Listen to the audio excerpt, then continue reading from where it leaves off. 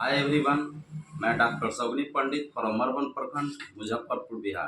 दोस्तों, आज मैं बताऊंगा कन्वर्जन और इपिलेप्सी में क्या अंतर है। कन्वर्जन में क्या क्या कॉम्प्लिकेशंस पेशेंट में आता है और इपिलेप्सी में क्या होता है और दोनों का सटीक इलाज क्या है और कन्वर्जन को कैसे ठीक किया जा सकता है और इपिलेप्सी को कैसे ठीक किया जा सकता है। चूँकि सर्टेन होता है, क्या होता है इसमें मरीज के जब जब कन्वर्जन होता है तो क्या होता है, मरीज के मुंह से झाग निकलना, शरीर में देह हाथ में ऐंठन होना, मरोड़ होना, खलबल्ली होना, है ना, शरीर अजीब तरह का हरकत करना, गोर हाथ टाइट कर लेना, ठीक है। इस ढंग से कभी कभी जीभ कट जाता है तो उसके जरिए आपका मुंह से ब्लीडिंग आता है। अगर उस ब्लीडिंग को अगर आप माउथ वॉश नहीं करेंगे, सफाई नहीं करेंगे तो वो ब्लड जो है आपका सांस लेने में चला जाएगा, ट्रेकिया में चला जाएगा, फिर वो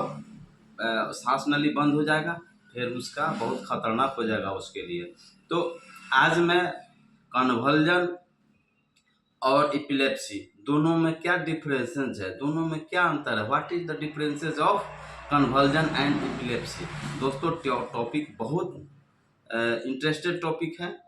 अब इस तरह की समस्याएं आपके गांव में, आपके समाज में अक्सर हाँ कहीं ना कहीं बच्चे को, ज़्यादातर बच्चे 5 साल से 10 साल 15 साल तक के बच्चे ज़्यादा इससे परेशान होते हैं, ग्रसित होते हैं, परेशान होते हैं। तो आज मैं क्यों होते हैं परेशान और उसका सटीक इलाज क्या है और कैसे उसको मैनेज करें, उसका प्रॉपर इलाज क्या है, मैं आपको इस वीडियो के माध्यम से मैं बताऊंगा।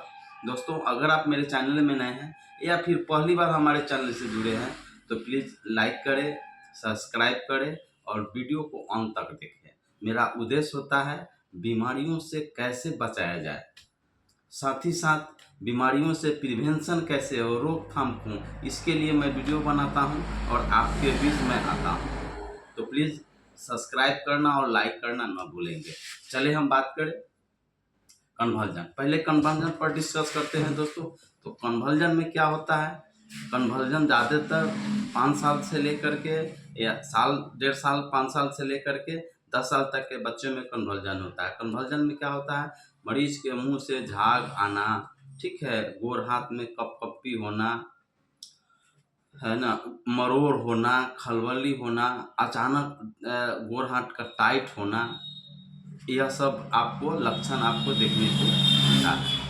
तो इसमें होता क्यों है दोस्तों, कन्वर्जन में क्या होता है कि वैसे बच्चे को या कुछ एडल्ट में भी होता है, अगर हाई ग्रेड फीवर हो गया, तेज बुखार हो गया 104 105, तो उसमें आपको कन्वर्जन की कॉम्प्लिकेशंस देखने को मिलेगा। दूसरा होता है दोस्तों, इस पर बोर्ड पर लिखते हैं, दूसरा होता है, पहला हो गया हाई फीवर। हाई फीवर को हम अंग्रेजी में पायरेक्सिया भी, डॉक्टर से इसको पायरेक्सिया भी कहा जाता है। पायरेक्सिया, तेज बुखार हुआ, इसके कारण भी कन्वर्जन होगा।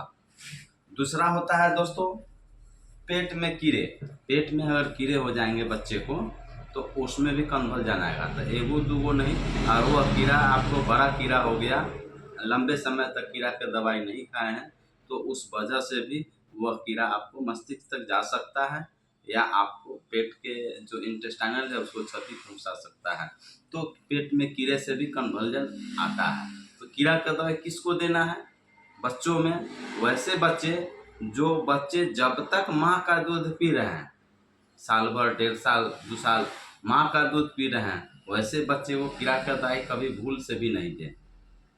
जो बच्चे बाहरी आहार ले रहे हैं, बिस्कुट प्रचुर मात्रा में खा रहे हैं, भारी सामान का सेवन कर रहे हैं, फल उल जो भी होता है, फल ये सब ले रहे हैं, तो वैसे बच्चे को आप कीड़ा का दवाई में जैसे अल्बेंडा जो लाता है, पैरेंटल पाउनेट आता है, मेवेंडा जो लाता है ना, अल्बेंडा जो के साथ आइवरमेक्टिन आता है, वो सब दवाई रहता है इत्यादि। वो डिपेंड करता है कि बच्चे को डॉक्टर चेकअप करते हैं, उस मुताबिक दवाई को दिया जाता है, मरीज को डोज के अनुसार उसको दिया जाता है, बॉडी वेट के अनुसार। और तीसरा दोस्तों होता है, पहले दूसरा फीवर था और दूसरा आ गया पेट में कीड़े, और तीसरा होता इंसेफेलाइटिस। इंसेफेलाइटिस सिंड्रोम्स का मतलब है जब आपके शरीर में एक से अधिक रोग होगा, मल्टी डिजीज, उसको सिंड्रोम डिजीज कहा जाता है। इंसेफेलाइटिस अब हो जाएगा तो इंसेफेलाइटिस में इंसेफेलाइटिस का मैं ऑलरेडी पहले भी मैं बता चुका हूँ क्या होता है नहीं होता है। तो इंसेफेलाइटिस में आपका कन्वर्जन आएगा, इंसेफेलाइटिस। और चौथा होता है मेनिंजाइटिस।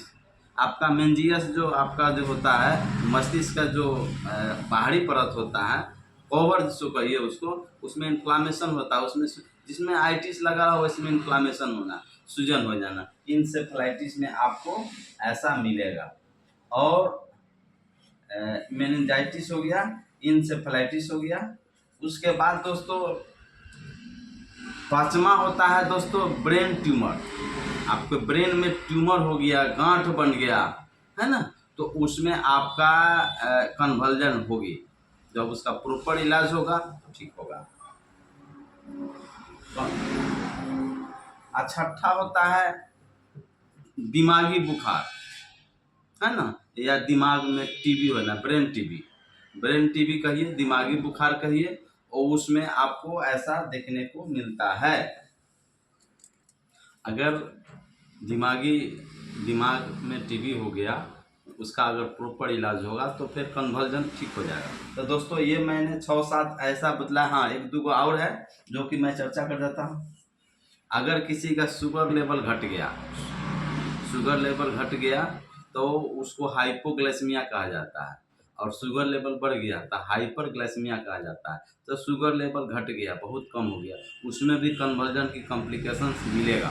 तो कन्वर्जन उसमें टीटी हो गया, टेटनस टॉक्साइड होता है, तो उसमें भी आपको ऐसा शरीर धनुषाकार का हो जाएगा, मुंह से झाग आएगा, है ना, खलबली हो जाएगा। मतलब यह एक न्यूरोलॉजिकल कंडीशंस है, नर्व से प्रॉब्लम क्रिएट होता है, नस से प्रॉब्लम क्रिएट होता है। तो आप कन्वर्जन में क्या देखें, फीवर होना, पेट में कीड़ा होना, ब्रेन टीबी होना, ब्रेन ट्यूमर होना, है ना, मेनिंजाइटिस होना, इंसेफेलाइटिस होना, हाइपोग्लाइसीमिया होना, ये जो भी है इसको आप प्रॉपर मैनेज करेंगे, दवाई से कंट्रोल होगा, पेट में कीड़ा और ठीक हो जाएगा। इंसेफेलाइटिस यानी जो भी डिजीज है इसको आप ठीक करेंगे, कन्वर्जन मरीज को प्रॉपर ठीक हो जाएगा। कभी कभी एक आध में जब उसका कंटिन्यूअस मरीज दवाई नहीं खाता है, डिसकंटिन्यू करता है, उससे क्रोनिक हो जाता है, तो ठीक नहीं जब होता है तो उसमें परेशानियां शुरू हो जाता है। लेकिन प्रॉपर अगर दवाई खाया जाए तो यह बिल्कुल कन्वर्जन आपका ठीक हो जाता है। अब बात करें इपिलेप्सी, दोनों में फ़र्क होता है, कन्वर्जन में और इपिलेप्सी में दोनों में अंतर होता है। इपिलेप्सी आपका ठीक नहीं होता, याद रखें, इपिलेप्सी ठीक नहीं, यानी मिर्गी जो होता है जिसको दौरे भी कहा जाता है, वह ठीक नहीं होता है। उसका इलाज सर्जरी है। अब सर्जरी कहाँ होता है दोस्तों, सर्जरी में आप करवा सकते हैं, फर्स्ट हो गया कि आप दिल्ली में होगा, एम्स में होगा, दूसरा होता है मुंबई में होगा, तीसरा होगा पीजीआई लखनऊ में होगा, है ना, चौथा हो गया केरल में हो गया।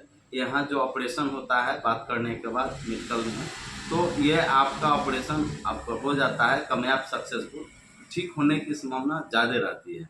लेकिन दवाई की बात करें तो दवाई में क्या होता है, आप 70% रोगियों को मैनेज करके रखें। ऐसा नहीं कि दवाई खा रहे हैं आप तो आपको कभी नहीं होगा 70% 80% मैनेज करता है, दवाई मैनेज करके चलेगा। जैसे स्ट्रेस नहीं लेना है, तनाव नहीं लेना है। हाँ, ये इपिलेप्सी हो वाले पेशेंट को मोटरसाइकिल नहीं चलाना चाहिए, कहीं अकेले कहीं जाना चाहिए, धूप में नहीं निकलना चाहिए। बहुत सारी ऐसी सावधानियां हैं कि उसको बरतना चाहिए, नहीं तो कभी भी सडन अचानक होता क्या है, ब्रेन में विस्फोट होता है अचानक, तो जिसके वजह से ऐसा और कभी भी हो सकता है, ऐसा होता है। इपिलेप्सी की समस्याएं होता क्यों, तो फर्स्ट होगा जेनेटिक भी हो सकता है, अगर दादाजी को था, माताजी को था, दादी जी को थी, तो हो सकता है कि बच्चों में आ जाए, बेटों में आ जाए, पोता में आ जाए, है ना, ऐसा कॉम्प्लिकेशन आ सकता है। लेकिन सबसे महत्वपूर्ण कारण है कि बर्थ टाइम, बच्चे के जन्म के समय अगर अनट्रेंड दाई के द्वारा डिलीवरी कराया गया तो कभी कभी बच्चे का जो ब्रेन होता है ना उसमें जता जाता है, खूब जोर से जैसे फिट बच्चा गर्भ में है उसको खूब उसका जो प्रेग्नेंट महिला है उस पर खूब प्रेशर डाला पेट पर, जिसके वजह से धीरे धीरे वो मस्तिष्क दब जाता है, तो उस वजह से भी होता है। डिलीवरी के समय भी अगर चोट लग गया, किसी भी कारण ब्रेन में चोट लग गया जिसके कारण वहाँ ब्लड क्लॉट कर गया, थक्का जम गया, उसका प्रॉपर इलाज नहीं हुआ, तो उस वजह से भी आपको ये समस्याएं आता है। और तीसरा कारण है कि कभी आपको चोट हो गया, जैसे सड़क एक्सीडेंट हो गया या मारपीट हो गया या छत पर से गिर गए, है ना, या कोई भी किसी कारण से आपको ब्रेन में चोट लग गया जिसके कारण वहाँ का ब्लड सर्कुलेशन आपका प्रॉपर नहीं हो पा रहा है, तब ये आपको इपिलेप्सी हो सकता है। और माइग्रेन भी सबसे मेन कॉजेज है। माइग्रेन का मतलब होता है कि रह के अर्ध कपाड़ी हो जाना, कभी दर्द होना कभी नहीं होना, है ना, तो उसमें भी ऐसी समस्या देखने को मिलता है। अब दोस्तों बात करें कि माइग्रेन में क्या होता है। माइग्रेन किसको होता है?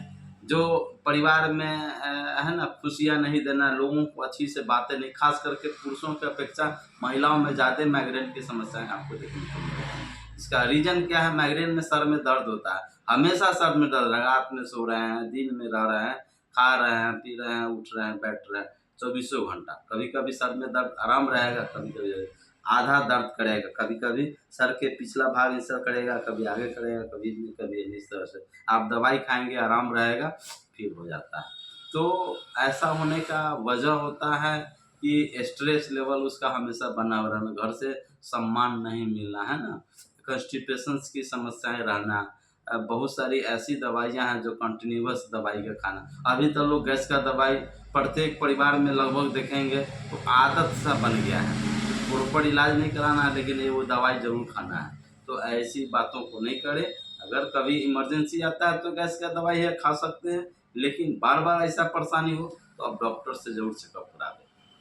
तो दोस्तों ये एपिलेप्सी और कन्वर्जन में डिफरेंसेस होता है, ये अंतर होता है।